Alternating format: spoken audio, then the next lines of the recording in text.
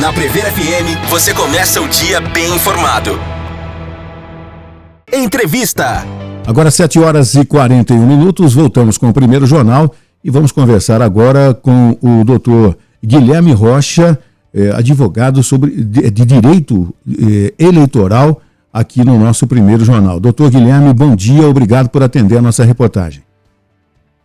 Olá, bom dia. Eu aqui agradeço pelo convite, pela participação. Doutor Guilherme, tem tomado conta da grande imprensa e do noticiário, as conversas familiares e tudo mais, sobre o que aconteceu no último dia 21, quando o ex-presidente Jair Bolsonaro e mais 35 pessoas foram, pela tentativa de golpe, elas foram processadas criminalmente. Qual a sequência disso? Já foi do STF, foi para a Procuradoria-Geral da República. O que vai acontecer agora, doutor? Perfeito. Agora, em razão de todas essas investigações, né, a gente teve um inquérito instaurado, nós temos toda a sequência de um processo penal. As pessoas que foram em tese envolvidas nessas práticas, nesses atos, eles são recebida denúncia, né? Claro, processados por 2 crimes novos, inseridos no Código Penal de maneira recente, em 2021 especificamente, golpe de Estado e abolição violenta. E agora nós temos um trâmite, na verdade, bastante lento, né? Um processo penal que tem todas as suas etapas, não é um trâmite rápido. Muitas vezes as pessoas esperam, né, uma condenação ou uma absolvição imediata, mas o processo penal tem uma dinâmica própria e há todo um percurso aí pela frente. A partir do momento que a PGR recebeu toda essa documentação, mais de 884 páginas, eles vão reler tudo isso, ver os pontos chaves e aí começar a chamar os envolvidos, é isso? Exatamente. Tudo isso agora é retrabalhado o tempo todo, né, por parte do Ministério Público, como você mesmo mencionou, por parte da Procuradoria, também por parte da defesa, né, dos envolvidos. Essas pessoas, elas podem a todo momento, e serão mesmo, né, nós veremos alguns deles sendo o tempo todo chamados, voltando algumas vezes para depoimentos complementares, para esclarecimentos complementares, até porque nós estamos falando aí de uma situação muito delicada. O Brasil hoje, nós temos uma relativa estabilidade democrática. Desde 1988 nós temos uma Constituição que nos tem mantido estáveis, mas a gente precisa lembrar que nós estamos, na verdade, na 8ª Constituição. Contextos de países vizinhos mostram que a nossa estabilidade democrática, ela também tem aí algumas oscilações, como também outros países nesse momento enfrentam, né? E você acredita que essa revelação da tentativa de golpe tenha sido a maior instabilidade democrática que a gente vivenciou nos últimos tempos? Sim, eu acredito que sim. Existiram outros fatores, outros elementos que mostram a nossa instabilidade democrática. O nosso primeiro impeachment, por exemplo, do presidente Fernando Collor, mais um impeachment da presidente Dilma, um quase impeachment do presidente Michel Temer, esse evitado aí em razão da habilidade política do então presidente, e agora, né, com esses acontecimentos, nós conseguimos, na Faculdade de Galileu nós temos um grupo de pesquisa sobre democracia e política, e essas ocorrências atuais, elas conseguem demonstrar do ponto de vista prático aquilo que a gente estuda em teoria. Doutor Guilherme, a gente percebe o seguinte, que com todas essas tentativas de 8 de janeiro de 2023, da véspera do Natal de 2022, enfim, a gente percebe que... Será que caiu a ligação? Caiu sim. Então, a gente está conversando com o doutor Guilherme Rocha, né, a respeito de direito eleitoral, perguntando um assunto que todo mundo está comentando, né, a respeito da tentativa de um golpe ocorrida desde 2022. Mas eu perguntava, doutor Guilherme, antes de cair a ligação, de que a tentativa de 8 de janeiro, na véspera de 8 de janeiro de 23, na véspera do Natal de 24, com a tentativa de explodir um caminhão-tanque próximo ao aeroporto de Brasília, no dia 12 de novembro, dia da promulgação dos eleitos, enfim, tivemos também badernas em Brasília, com a tentativa de invasão da Polícia Federal. Tudo isso somado, o Estado Democrático de Direito foi mantido, né, doutor?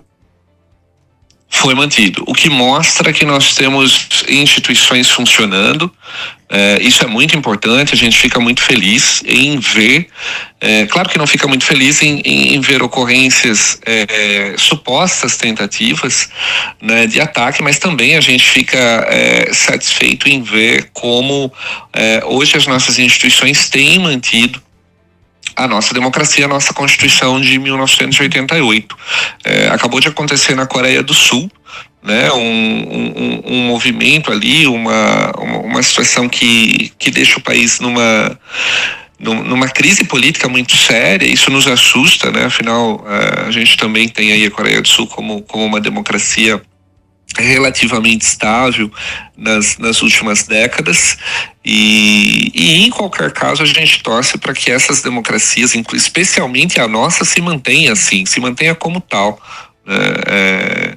O Brasil é um país com problemas econômicos suficientes para se concentrar nesses problemas, né?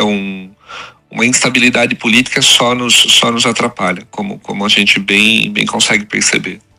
O que vem sendo muito falado é a respeito do ex-presidente Jair Bolsonaro, né, que foi mencionado muitas vezes, inclusive nesse inquérito da tentativa de golpe.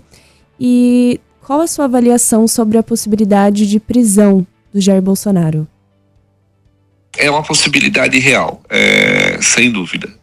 Eu, claro que não tive acesso ao inquérito, mas havendo elementos ali suficientes principalmente elementos que demonstrem, e aqui é o grande ponto, a prisão que provavelmente se cogite é uma prisão preventiva. Então, para que isso aconteça, o Ministério Público deve encontrar ali elementos que permitam concluir que esse movimento não acabou. Se esse movimento tiver terminado, se não houver mais risco de continuidade, a possibilidade da prisão se esvazia. Não há razão de ser para a prisão, ainda que ela seja pedida, ainda que ela seja deferida, a defesa do ex-presidente Bolsonaro conseguiria tranquilamente afastá-la. Então, o pedido de prisão depende necessariamente do estágio atual de uma investigação, que nós muitas vezes não temos acesso. Pode ser inclusive uma investigação sigilosa nesse momento, que continue avaliando por parte do ex-presidente, por parte de outras pessoas, intenções de abolição nesse momento. Havendo isso, então, aí pode haver decretação de prisão preventiva, assim como uma outra situação que também autorizaria essa prisão preventiva é uma intenção agora aí de dificultar investigações, destruir provas. Então, aí nesses casos, isso poderia acontecer do ponto de vista jurídico, lembrando que do ponto de vista político, uma prisão do ex-presidente Bolsonaro pode significar aí uma revolta popular bastante grande por parte da sociedade. E ele, sendo o ex-presidente preso, em março agora ele completa 70 anos. Aí a pena dele cairia menos da metade, é isso, doutor? São questões relacionadas à prescrição. Entendi. Então, aconteceria uma diminuição, né? Exatamente, que seja diminuição, exatamente. A expectativa agora é que a PGR se manifeste, né? Recebeu recentemente todas essas páginas.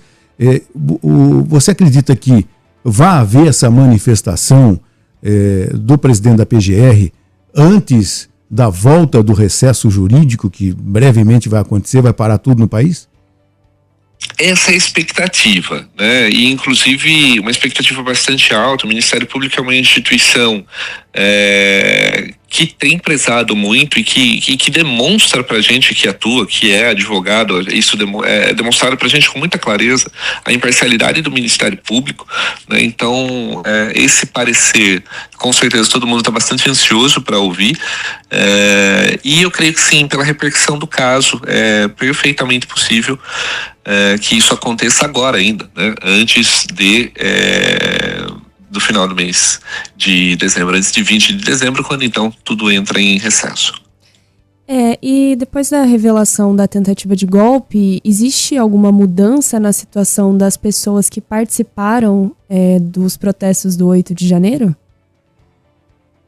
No sentido eleitoral ou em outro sentido? No sentido jurídico, né, das punições que essas pessoas podem sofrer por essas manifestações estarem ligadas a essa tentativa de golpe. Tá. Por enquanto, a situação dessas pessoas não se altera, elas responderão um processo penal, e aí ao final do processo é que essas consequências podem ser aplicadas, especificamente as penas, né, que estão previstas ali, tanto para o crime de golpe de Estado, que é um crime com pena de 4 a 12 anos, quanto para o crime de abolição violenta do Estado Democrático, que é um crime que tem pena um pouquinho menor, de 4 a 8 anos. Você falou que penas que podem ser somadas, inclusive. Você falou que esse crime do golpe de Estado especificamente é recente, né? Sim, ambos foram incluídos pela Lei 14.197. Essa lei, ela é de 2021 e ela incluiu esses dois artigos que nós estamos falando no Código Penal. Né, ela tem ali um título novo, né? A gente chama isso de crimes contra a soberania nacional. Doutor, já no finalzinho da nossa entrevista, todos os 37, né, somando o ex-presidente, o seu ex-vice na chapa que concorreu à presidência em 2022, os outros envolvidos, qualquer um deles, dependendo da leitura das páginas do processo, pode também ter o pedido de prisão decretado, até para não fugirem do país, até para não terem outros envolvimentos com outras pessoas, passar informações para fazer quando forem inquiridos, enfim. E tudo isso pode acontecer, inclusive, uma prisão, além dos que já estão presos, 5 pessoas. Seguramente pode, seguramente. À medida que se instaura um inquérito, qualquer indiciado pode ter, por parte do Ministério Público, aí, o pedido de uma prisão preventiva, justamente, e aí você mencionou razões que autorizam esse pedido. Qualquer pessoa que passe a ter condutas direcionadas, por exemplo, a dificultar as investigações, ou que o Ministério Público aí acredite que vá se evadir, né, que vai fugir do país, como o exemplo que você deu, pode sim, a qualquer momento, ter a sua prisão preventiva solicitada. Eu imagino os seus colegas advogados, né, passando madrugadas em claro quando vão ser contratados por essas pessoas envolvidas, né, doutor? Exatamente, esses inquéritos gigantescos, eles demandam um cuidado, uma atenção muito especial, porque cada advogado precisa aí conhecer detalhadamente esse inquérito, né? Qualquer página pode ser fundamental, tanto para condenação, como eventualmente para absolvição, que é o que se busca, né, depois que um processo penal dessa natureza começa. E qual que é a pena para o crime de tentativa de golpe de Estado? Para o golpe de Estado, a pena é de 4 a 12 anos. E para o crime de abolição violenta do Estado Democrático, que é um outro crime, a pena é de 4 até 8 anos. Tá certo. Lembrando que também o ex-presidente Bolsonaro está sendo envolvido também na questão das joias e tudo mais, né? E tem outros processos que estão tentando colocar tudo ao mesmo tempo, né, doutor? O ex-presidente Bolsonaro, ele tem uma questão eleitoral, né, que o impede de disputar a eleição nesse momento, uma inelegibilidade em curso, e além da questão eleitoral, existem de fato algumas questões penais, lembrando que quando qualquer pessoa, na verdade, condenada com trânsito em julgado, os direitos políticos dessa pessoa ficam suspensos durante um período em que ela foi condenada, durante o período em que ela cumpre pena.